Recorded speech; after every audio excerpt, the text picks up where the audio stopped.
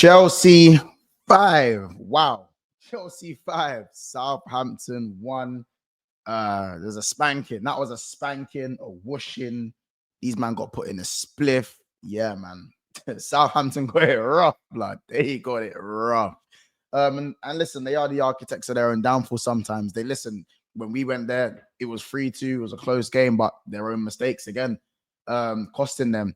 And it wasn't much of this. It was more of the same. Chelsea battered them, destroyed them. They got themselves back into the game. And of course, what happens? You know, a red card and of course playing out from the back. And then obviously they get punished because that's what Chelsea will do to you. They're a good side. Listen, make sure you smash the like button. Make sure you subscribe to the channel. Yeah, man, let's talk Chelsea. Let's talk Chelsea for a little bit. I'm gonna keep it a buck. I said Jackson, for me, is the most informed striker in the league right now, obviously alongside Cunha and Wood. I still have Jackson at the top of those three right now, but no Jackson, no problem. Joao Felix, I'm enjoying what I'm seeing, and I'm glad football's glad to have you back. Joao Felix, football is glad. We are happy to have you back. As a football fan, thank you.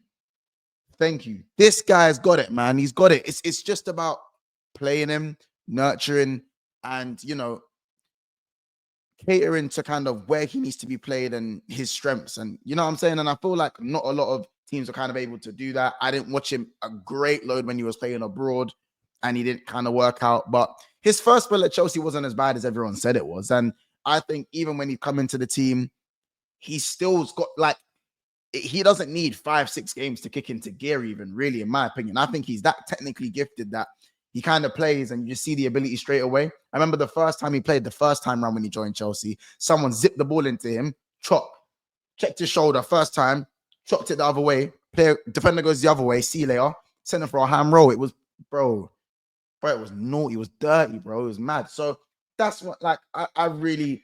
what I'm seeing from Joao Felix is he's just someone who's really been impressing me, and I think he's only going to get better. And it's good, like, listen, from a Chelsea perspective, it's great to have depth like that.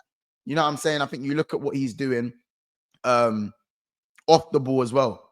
It's not like he's walking around and only waiting to do his magic when he gets on the ball. He's working for the team. He's doing his role. And that for me is what I feel like is what Maresca's going to appreciate, because he played on the left today. He didn't play in the 10. He played on the left. I think he's better in the 10. Me, I feel like that Chelsea, where you'll see Chelsea at the best is Sancho left, Felix in the middle, and Palmer coming in off the right. But not Palmer as a touchline winger. Palmer as like an inside right winger kind of thing. So he's still involved in what's going on in the 10. But Joao Felix is probably the 10 on paper. That is what I think probably is Chelsea's best three behind Jackson. But again, Nkunku got a start today. I've been very critical of Nkunku, and he was good today as well. I'll give him his props. I know it's Southampton away, and people are going to be like, what are you talking about? These players should easily be mowing over Southampton. But at the end of the day, every game in the Premier League still needs to be played. You still need to put in your performances. And this is what we're going to talk about. You know, Enzo, Fernandez, and Caicedo. Again, it's working. It took a year, but it's working. Or I don't want to say it took a year. Under Poch, it wasn't working that great. Now under Maresca, actually under an actual good coach that is coaching well, easy food. Another 8 out of 10 from Caicedo, shock. Enzo Fernandez, another 7.5 out of 10 for me. He was very good as well at times. I look at Enzo and the way he's growing in confidence, and we're starting to see that old Enzo. The one that we kind of I don't want to say he's as good as the one that we're seeing for Argentina, but you're kind of seeing his strengths. He's not being bullied. He's not a second behind play as usual. He's finding his passes. He's kind of feeling like the old type of player that he was when he first arrived. Now, that's not to say it's going to last or it's going to be forever, and he can do this in the highest caliber of games. Chelsea still need to prove themselves in the bigger games. They have a game against Tottenham on the weekend. What a time to actually prove that, because against Liverpool, not really good enough. Against Arsenal, got the draw. It was okay. Better than them, but not by much. And you know, obviously, you look at City and they lost opening day.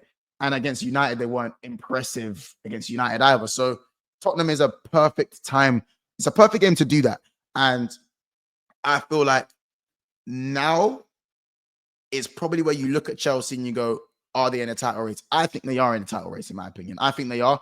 identical record, second in the league to Arsenal, pretty much an identical record in terms of win, losses, and draws.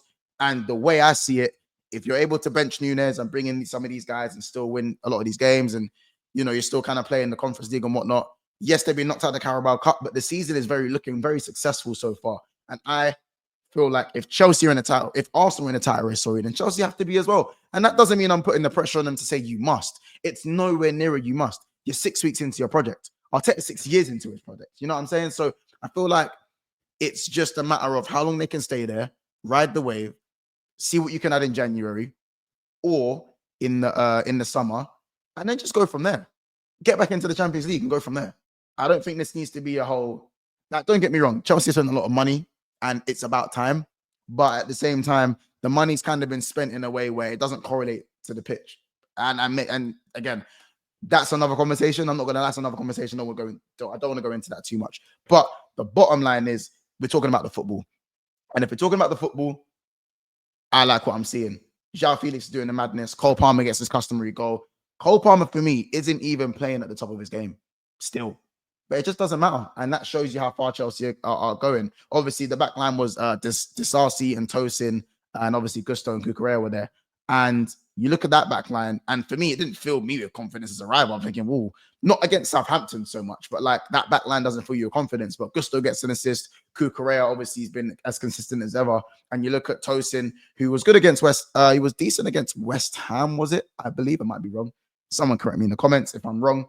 But you're looking at that back line. Disasi gets a goal. Gusto gets his assist at the end. And obviously, Sancho comes off the bench. Man, now I'm saying Jamar back to his best in terms of the way he plays. Listen, man, when Sancho's starting again and when he starts and the fact that he's able to be rotated, you guys know what I think of Sancho. He's an absolute baller.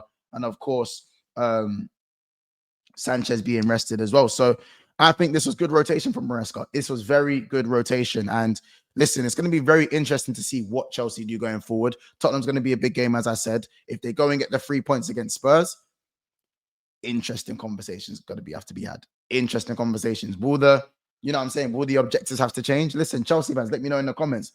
Are you guys in a title race? Will objectives change if you guys go on and win if you go on to win your next 2-3 games? Is it all right to say that you have the same objectives as an Arsenal going into the Christmas period? Let me know. It's just a suggestion, man. Listen, I'm trying to keep it as objective as possible. But listen, you got to give credit. That was a stomping, an absolute pump stomping. And Chelsea just keep marching on. So big up to them. And we'll see, man. We'll see. Like, subscribe if you got this far. Let me know who your man of the match was. I really liked what I saw from Caicedo. Enzo was good. I'm going to rewatch some more larger parts of the game, but for me, I'm probably going to give it to Joao Felix or Caicedo. I'll probably go Caicedo, but Joao Felix is very good as well for me. Let me know who your man of the match was, and we'll see you guys soon. Take care. We'll see you in the next one. Like, subscribe, and all that good stuff.